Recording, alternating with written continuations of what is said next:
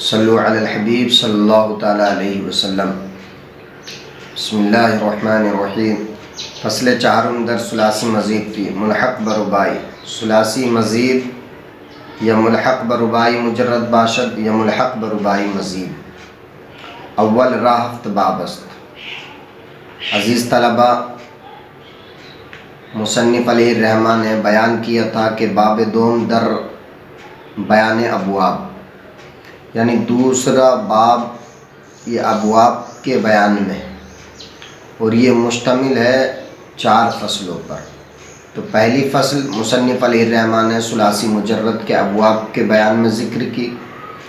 دوسری فصل ثلاثی مزید فی مطلق کے ابواب کے بیان میں ذکر کی، اور تیسری فصل رباعی مجرد و مزید فی کے ابواب کے بیان میں ذکر کی۔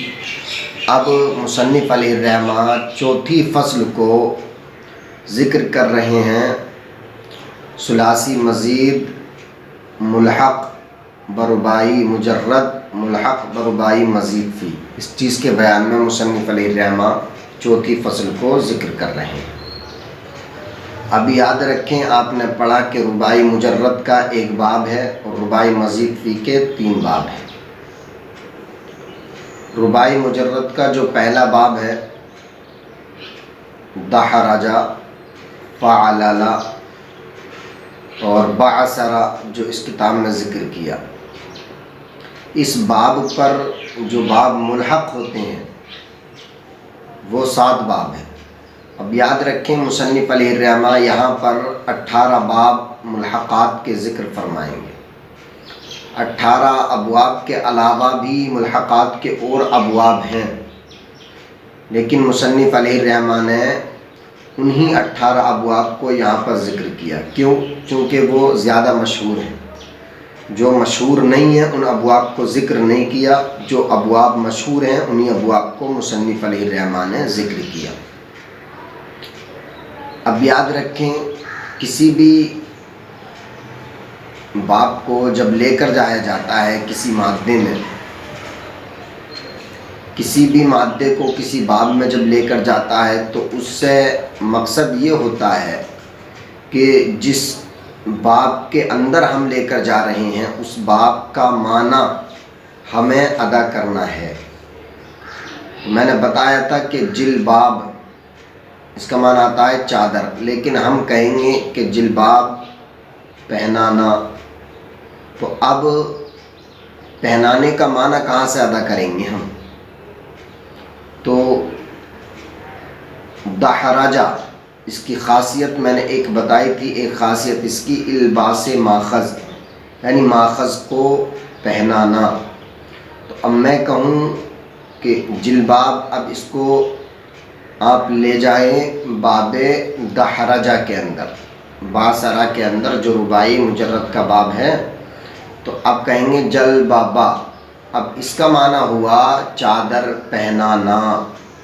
تو یہ باب کی خاصیت جو الباس ماخذ تھی وہ اس کے اندر آ گئی، اس وجہ سے یہ ملحق بدحرجہ ہوا۔ جلبابا یہ ملحق بدحرجہ ہوا، اور ملحق بھی دحرجہ ہوا۔ اب اس بات کو اور یاد رکھیں، مصنف علیہ الرحمٰ نے یہاں ذکر کیا کہ ثلاثی مزید فی ملحق بربائی، ثلاثی مزید فی، تو جلبا اس میں ایک لفظ زائد ہوگا، اور وہ جب زائد ہوگا تو وہ لفظ کی زیادتی اس ثلاثی کو رباعی کے وزن پر کر دے گی، اور رباعی مجرد کے وزن پر کرے گی۔ یہ ہوا ثلاثی مزید ملحق برباعی مجرد۔ اس کے 7 باب ہیں، جو فعللا ہے دحرجہ، تو اس وزن پر 7 باب آئیں گے رباعی مجرد کے وزن پر۔ اب پھر فرمایا کہ ثلاثی مزید یا ملحق برباعی مجرد یا ملحق برباعی مزید۔ ثلاثی مزید ملحق برباعی مجرد ہوگا یا ملحق برباعی مزید فی۔ ثلاثی مزید، میں نے بتایا تھا کہ ثلاثی جلبہ ہے، تو اب ہم اس کو لے کر آئے باب دحرجہ میں جلبابا، چادر پہنانا۔ تو اب یہ ثلاثی مزید ہو گیا.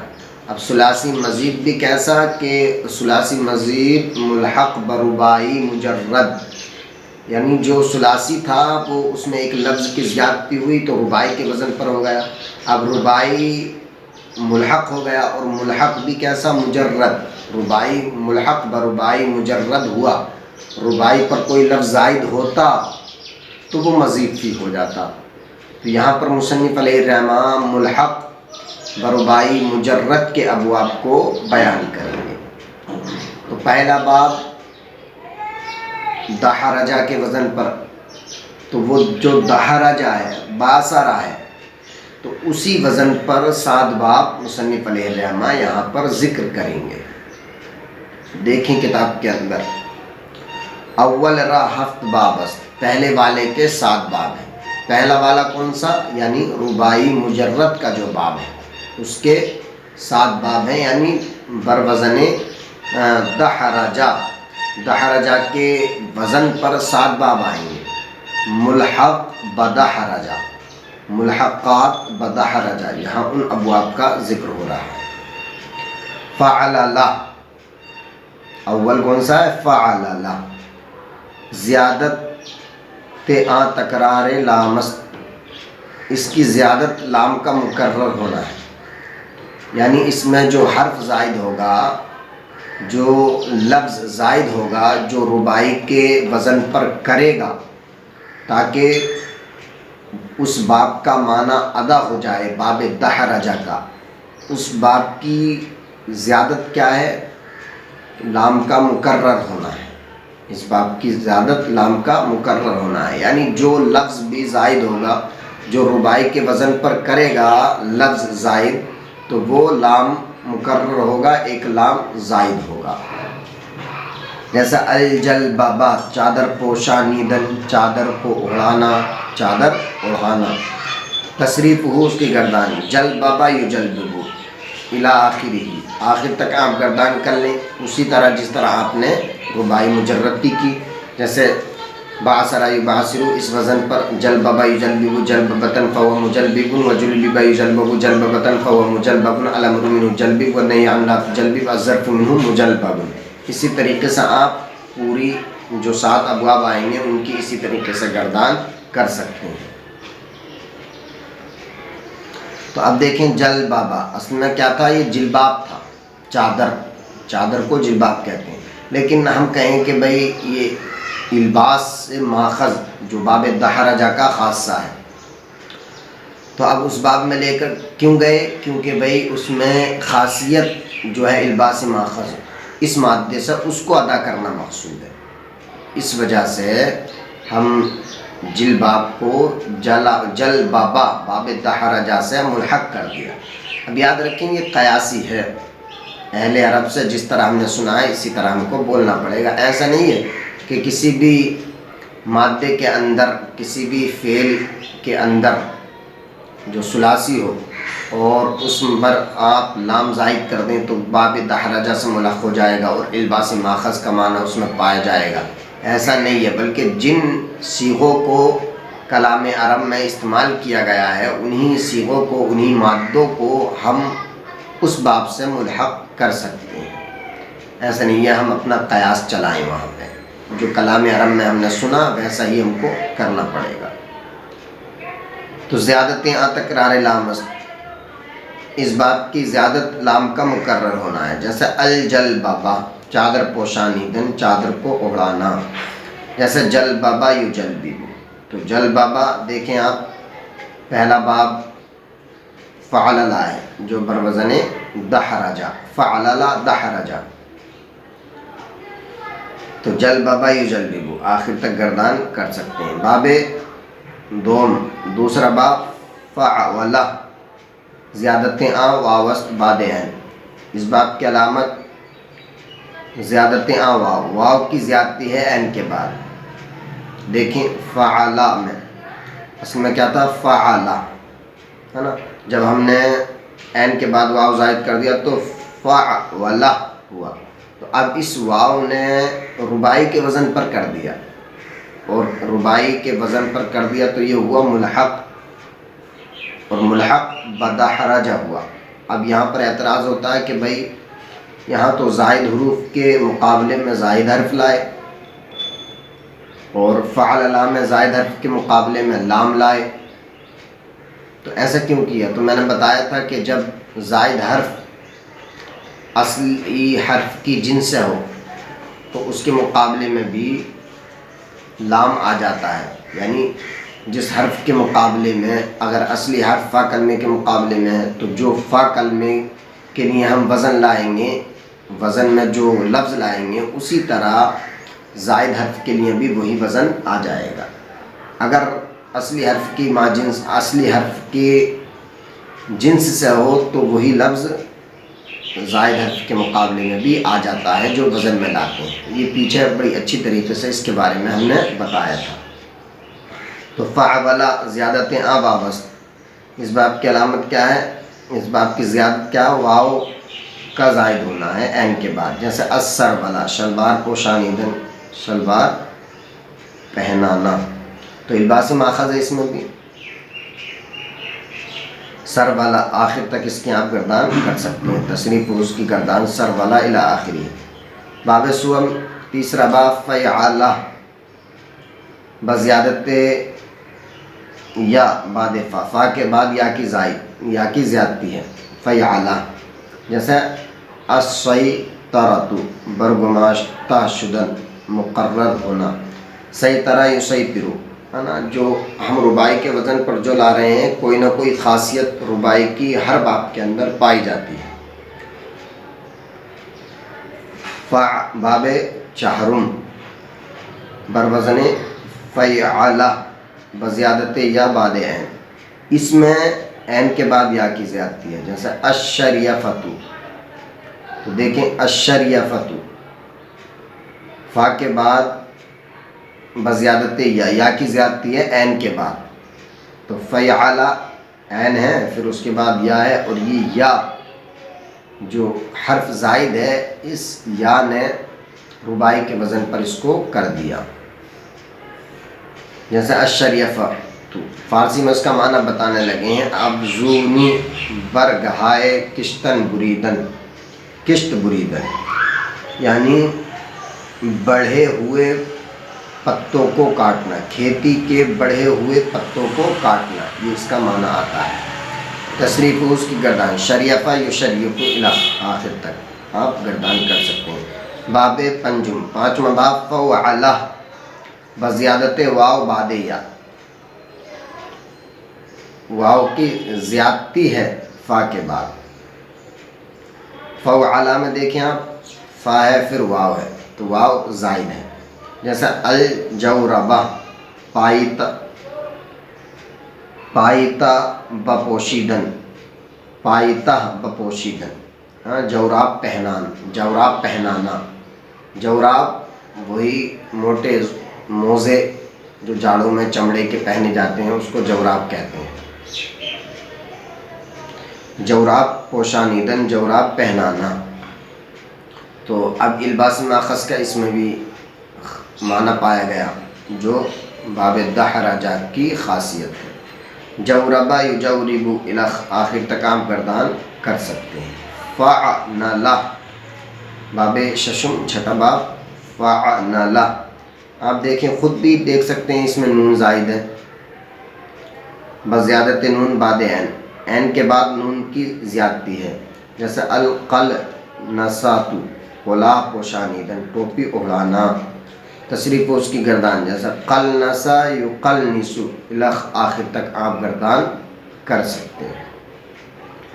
باب ہفتم اب ساتواں باب بیان کرنے لگے، فعلاتن بزیادت یا بعد لام، بزیادت یا کی زیادتی ہے لام کے بعد، تو یہاں پر یا کی زیادتی لام کے بعد ہے، جیسا القلسات کلاه پوشیدن، ٹوپی اڑانا، آپ کہیں گے یہاں پر لام کے بعد الف زائد ہے نہ کہ یا، تو اصل میں فعلا یا فعلا یون تھا اصل میں، تو یا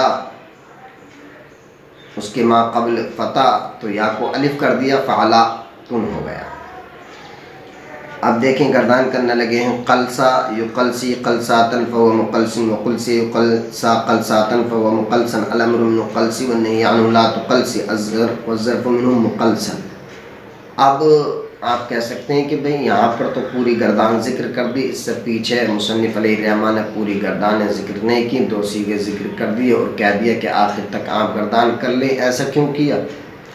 تو یاد رکھیں وہ جو گردانیں تھیں وہ صحیح کی تھیں، یہاں پر لفظ کی تغیر و تبدل ہوگا اور اس میں لفظ بدلیں گے، تو اس وجہ سے مصنف علیہ الرحمٰن نے اس گردان کو پورا ذکر کر دیا اور اس کی تعلیلات اب ذکر کرنے لگے ہیں۔ اب بتانے لگے ہیں ہر صیغے کی اصل کے اصل میں یہ کیا تھا، یہ کیا تھا، اور اس میں کیا تعلیل ہوئی اور کیا ہو گیا۔